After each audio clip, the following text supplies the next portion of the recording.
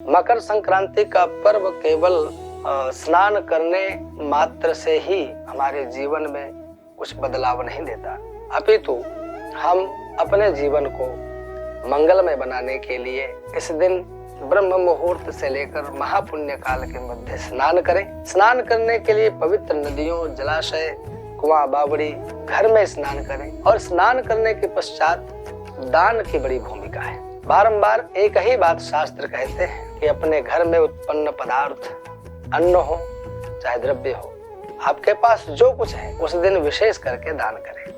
वर्ष पर्यंत अपने जीवन को मंगलमय बनाने का यह पर्व है। अथवा ये कह सकते हैं कि 6 महीना सूर्य उत्तर दक्षिणायन थे, वह देवताओं की रात्रिकाल थी, लेकिन यह 6 महीने सूर्य के उत्तरायण रहने का समय आ रहा है। इस उत्तरायण काल में सूर्य भगवान की यह प्रथम प्रविष्टि है। सूर्य भगवान आज मकर राशि में प्रवेश होकर 6 महीना लगभग सूर्य भगवान उत्तरायण में रहेंगे और इस काल में किया गया, चाहे वह जप, तप, पूजा पाठ, अनुष्ठान हो और चाहे मांगलिक कृत्य हो, वह सब के सब शुभ फल प्रदान करते हैं। हम सबको अपने जीवन में इस बात का विशेष ध्यान रखना चाहिए कि स्नान तो करें, लेकिन इस दिन हम ब्राह्मणों को, संतों को, महापुरुषों को, गौ माताओं को, गरीबों को, अतिथियों को, रेलवे स्टेशन में बैठे हुए, चाहे कोई सज्जन हो, बस स्टैंड में घूमते हुए, फुटपाथ पर सोते हुए, ऐसे निरीह जीवों का खूब सहयोग करें, खूब दान करें।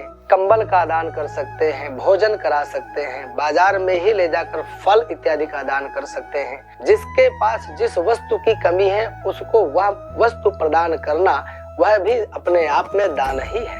आपके द्वारा दिया गया उदारता पूर्वक एक अन्न का कण भी, वह भी दान है, वह भी आपका उत्तम कार्य है।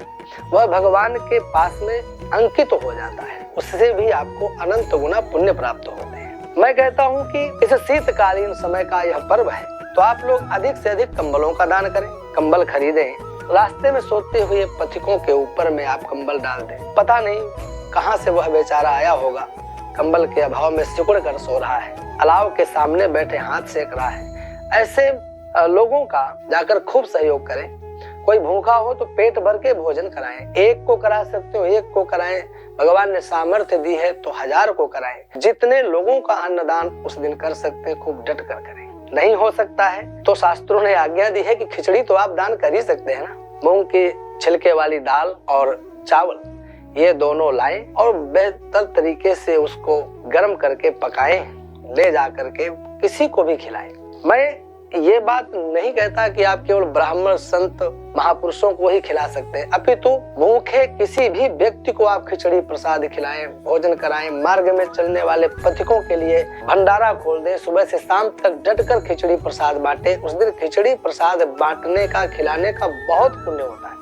और उसी के साथ साथ यदि भगवान ने सामर्थ्य दी है तो आप खूब धन का भी दान करें, कंबल का भी दान करें, घृत का दान करें, ताम्र पात्र का दान करें। ताम्र पात्र का बहुत बड़ा महत्व है। कारण यह कि सूर्य भगवान का यह धातु है, तांबा सूर्य भगवान की धातु है। इस दिन तांबा दान करने से सूर्य भगवान बहुत प्रसन्न होते। किसी के घर में एक तांबे का लोटा जाकर देंगे और वो जब जब उससे जल पिएगा तब तब आपके हृदय में शीतलता का अनुभव होगा।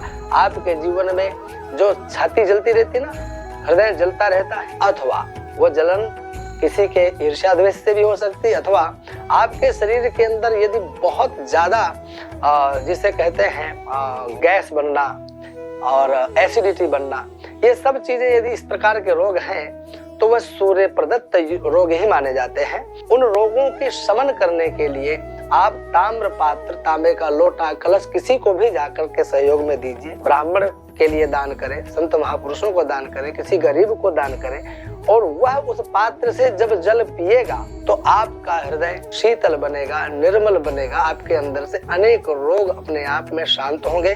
तो आप सब लोगों से मेरा केवल एक ही निवेदन है कि आने वाली इस मकर संक्रांति पर्व को व्यर्थ न जाने दें। 15 जनवरी सोमवार 2024 प्रातः 7:15 से लेकर लगभग 9 बजे तक लगातार महापुण्य काल है। 7:15 से 8:18 तक रवि योग है। इस काल में आप कभी भी स्नान करें। वैसे 15 जनवरी का ब्रह्म मुहूर्त वेला 5:27 से 6:21 तक रहेगी। उस समय भी स्नान कर सकते हैं। शाम को 6:15 बजे तक लगातार स्नान करने के लिए समय है, परंतु उसमें जो उत्तम काल मैंने वह बताया है। आप लोगों को जो उत्तम लगे, जिस समय आप कर सकते हो स्नान करें और खूब दान करें।